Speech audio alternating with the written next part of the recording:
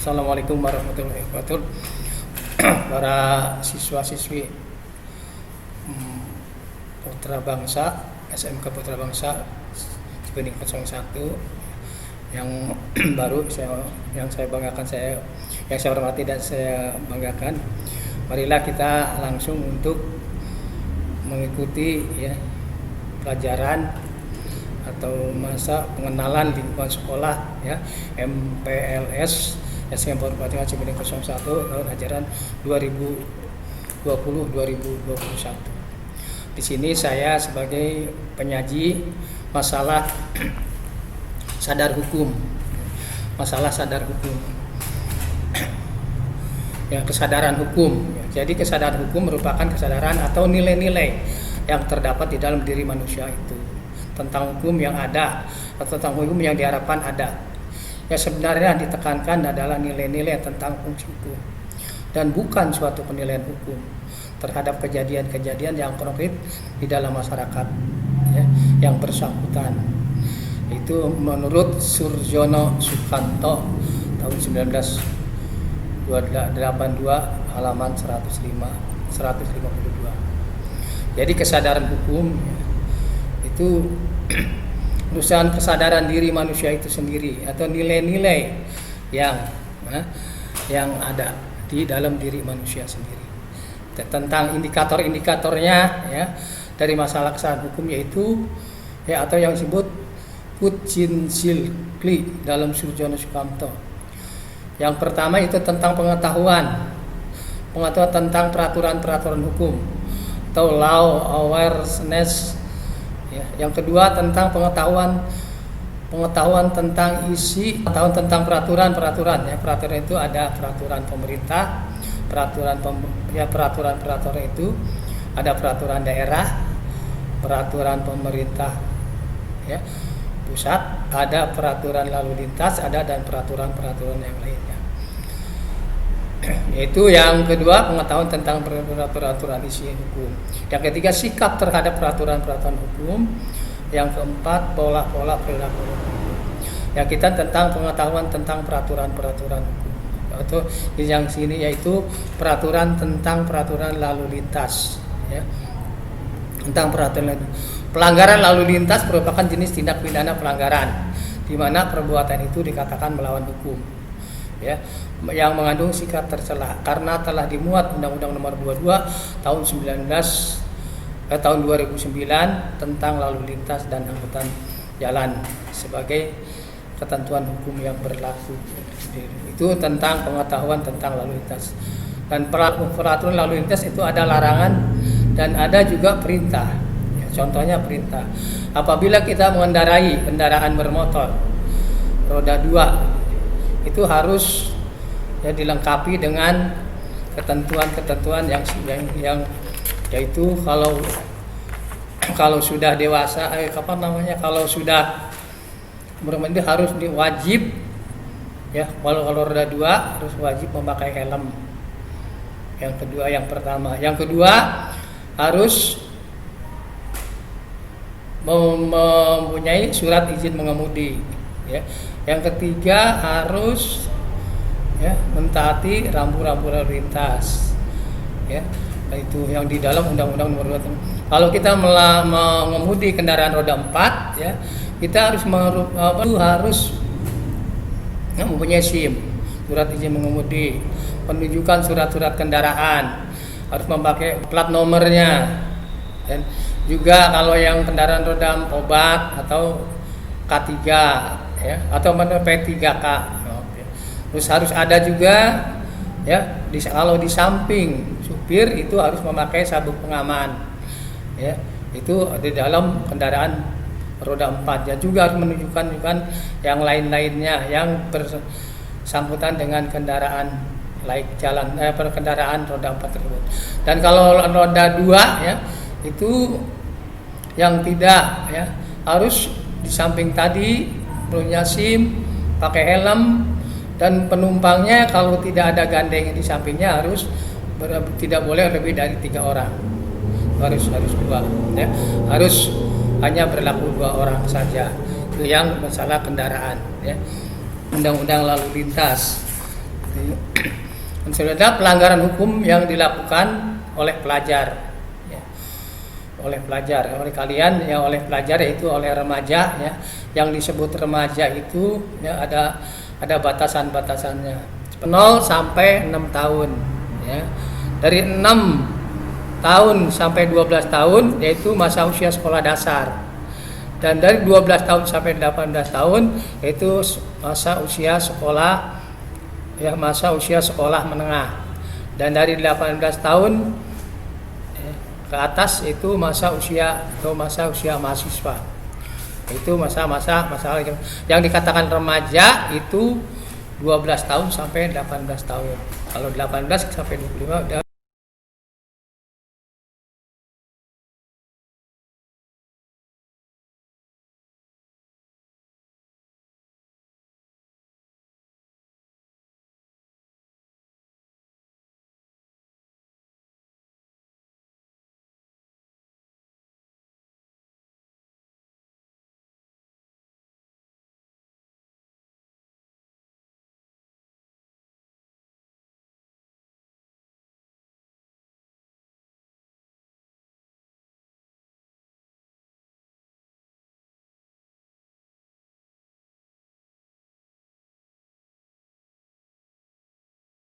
menginjak dewasa.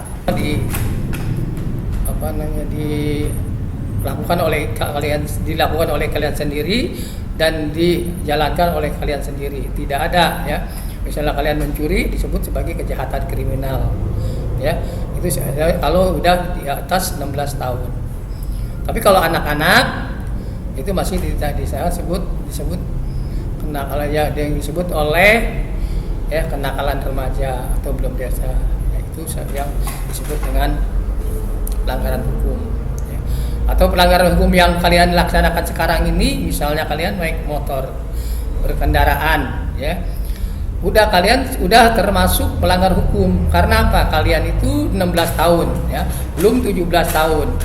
Kalau belum 17 tahun tidak boleh membuat izin mengemudi atau SIM, surat izin mengemudi. Berarti kalian ke sekolah itu sudah melanggar hukum. Itu pelajar, ya, kalian udah melanggar. Yang kedua, saya lihat tidak pernah atau jarang anak-anak sekolah memakai helm kalau ke sekolah. Itu apalagi, ya, sering juga saya lihat kalian itu berboncengan bertiga orang. Padahal kendaraan bermotor roda 2 hanya boleh ditaikin atau tumpangi oleh 2 orang. Tapi banyaknya itu pelanggaran, ya, itu namanya pelanggaran, ya, oleh remaja termasuk kalian. Dan bagaimana kalau orang misalnya sudah menikah sebelum umur usia 17 tahun, dia punya KTP dan dia bisa bikin SIM, itu bisa, tetapi itu tetap melanggar, ya, bisa mempunyai KTP. Karena dalam undang-undang nomor 22 tahun 2009 itu usia yang punya SIM itu harus 17 tahun. Mereka walaupun sudah punya KTP, kalau belum berumur 17 tahun itu belum dibolehkan. Ya, karena dalam manusia sebutkan tadi hukum itu ada nilai, ya, walaupun mereka itu 16 tahun sudah menikah, belum itu udah melanggar juga. Karena ada undang-undangnya juga. Undang-undang perkawinan itu perempuan 18 tahun, laki-laki 22 tahun. Berarti walaupun kalian sudah melanggar undang-undang lalu lintas, sudah melanggar undang-undang perkawinan, itu banyak sekali pelanggaran yang dilakukan oleh manusia. Dan di sini oleh pelajar kan belum menikah. Kalau kalian itu punya, ya, berkendaraan sebenarnya tidak boleh. Karena apa? Karena peraturan itu tidak boleh, dan karena kalian melakukan juga itu adalah merupakan suatu pelanggaran hukum oleh pelajar. Apalagi pelanggaran hukum yang di sini, ya, kalian kenakalan itu ke sekolah, ya, bawa senjata tajam, bawa alat-alat yang tidak diperbolehkan oleh sekolah atau oleh pemerintah, oleh undang-undang atau oleh KUHP, oleh pemerintah, ya, termasuk tawuran pelajar ini sekarang banyak sekali, ya, yang di daerah perkotaan, tidak kemungkinan juga di perkampungan. Karena apa? Karena, ya, ketidaktahuan kalian, ya, tahu hukum atau peraturan tersebut, ya, Itu dibuat untuk apa? Untuk ketertiban dan keamanan. Ya. Ada kenapa undang-undang itu harus dilaksanakan? Ada undang-undang yang sudah diundangkan, tetapi sudah disahkan oleh pemerintah, tetapi kalian atau warga masyarakat itu belum tahu tentang undang-undang itu, tetap harus ditaati oleh masyarakat itu sendiri. Nah itu masalah ya, masalahnya. Di kategori pelanggaran lalu lintas ya, kategori pelanggaran lalu lintas tadi sebutnya oleh pelanggaran terhadap kelengkapan penggunaan kendaraan bermotor atau berkewajiban. Ya udah saya sampaikan tadi ya, motor itu harus lengkap ya, ada plat nomornya di depannya ya, terus ada spionnya, ada lampu sennya atau tanda ya, yang lain-lainnya itu untuk kendaraan untuk roda 2. Pelanggaran kelengkapannya. Yang suatu harus ada STNK-nya ya, surat kendaraan bermotor. Itu kalau beroda 2. Terus ada lagi kalian kalau mengendarai roda 2 itu harus punya SIM, pakai helm ya. Pelanggaran terhadap tata cara berlalu lintas dan berkendaraan itu kewajibannya tadi. Ya, kewajiban yang kedua. Yang ketiga pelanggaran terhadap fungsi jalan dan rambu-rambu lalu lintas. Itu banyak sekali. Ya, ada tidak boleh berhenti di ya pinggir di depan pagar orang lain, itu ada juga. Ada tidak boleh berhenti ya di sepanjang jalan yang akan mengganggu ya kegiatan-kegiatan orang lain. Atau ada juga pelanggaran terhadap fungsi jalan atau rambu-rambu lalu lintas ya, tidak boleh memasang klakson. Ya, kalau kita berkendaraan itu contohnya di depan rumah sakit, di depan kantor polisi atau di depan kantor-kantor yang sekiranya mengganggu ketertiban, itu baru boleh pasang klakson. Itu dalam pelanggaran lalu lintas fungsinya. Ya, fungsi jalan ya. Kendaraan tidak boleh menarik kendaraan yang tidak beroda atau bermotor. Contohnya pelanggaran banyak yang disampaikan yang saya lihat di masalah di masyarakat di jalan raya, ada kendaraan roda 2 mengangkut gerobak, itu tidak boleh karena mengganggu orang lain yang berjalan lain. Itu termasuknya. Ada juga ya orang kendaraan roda 4 menarik kendaraan lain, itu juga tidak boleh. Karena itu melanggar barang-barang yang sekiranya mengganggu kendaraannya. Itu adalah fungsi jalan, itu yang disebut dengan lalu lintas atau dengan kewajibannya. Ya, pelanggaran lalu lintas ya. Kita lanjutkan ya. Pelanggaran lalu lintas sudah saya sampaikan tadi ya. Selanjutnya indikator-indikatornya. Yang selanjutnya juga ya, kalau tadi ada yang dibolehkan atau ada diwajibkan dan ada yang dilarang ya. Itu banyak sekali yang diwajibkan oleh setiap orang kendaraan ya. Contohnya ya, setiap kendaraan bermotor yang dioperasikan di jalan wajib ya melengkapi yang tadi saya sebutkan ya. Itu ya, sabuk pengaman bagi kendaraan beroda 4 ya, ban cadangan, segitiga pengaman, dongkrak, pembuka roda ya, helm, rompi, pemantul cahaya dan lain sebagainya, itu yang di kendaraan roda 4 ya. Itu peralatan pertolongan pertama atau sebut dengan K3 itu ya. Ketentuan lebih lanjut ya dalam perlengkap kendaraan ya, beratur dengan peraturan perundang-undangan nomor 5. Setiap kendaraan bermotor dioperasikan di jalan wajib melengkapi surat-surat tanda ya, surat-surat tanda kendaraan, misalnya plat nomor ya. Yang kedua misalnya tadi selain plat nomor ya ada juga surat-surat STNK dan lain sebagainya, surat kelaikan uji ya dalam kendaraan roda 4.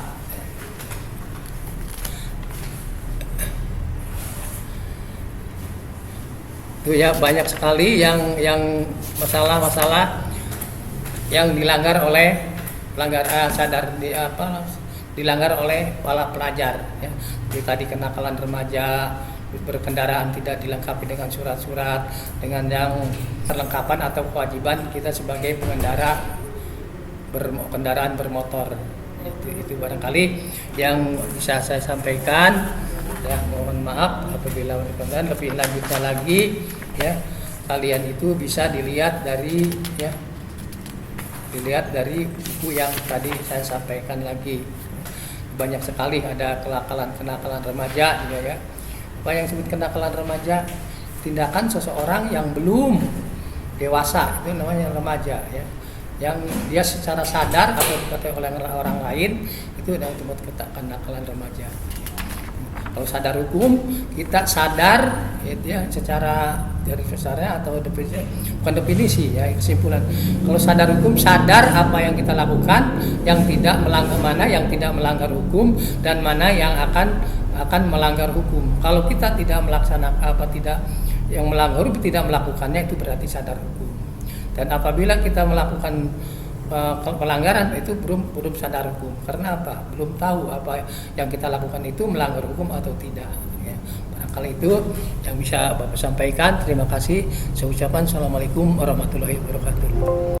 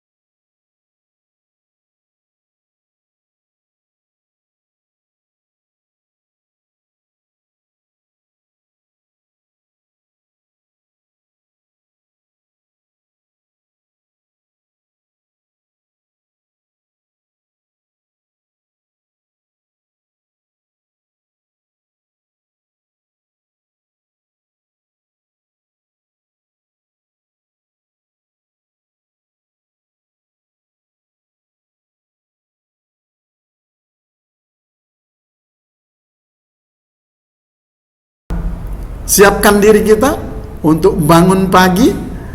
Kalau bisa 3:30 udah bangun kita. Setelah bangun baca doa kita, alhamdulillahilladzi ahyana ba'dama amatana wa ilaihin nusyur. Jangan lupa sebelum olahraga kita salat berjamaah. Dengan salat itu salah satu gerakan-gerakan untuk tetap jasmani kita, tubuh kita tetap sehat, jiwa kita juga tetap sehat, rohani kita tetap sehat. Karena apa? Karena selain bangun pagi, kita menghadap Allah. Gerakan-gerakan itu disehatkan oleh Allah Subhanahu wa ta'ala. Barangkali hanya ini yang dapat Bapak sampaikan. Fa insyaallah kita lanjutkan sesi berikutnya. Billahi taufiq wal hidayah. Assalamualaikum warahmatullahi wabarakatuh.